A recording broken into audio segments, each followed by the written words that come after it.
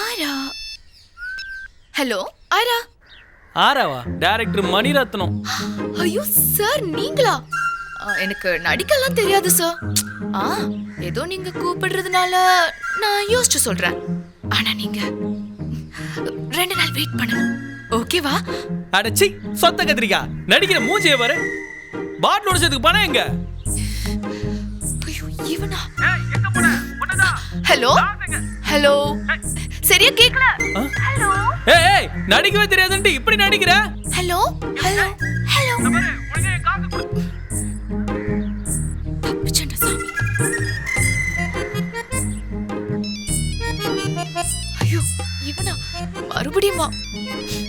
இவன் போன் பண்ணா எடுக்க கூடாது.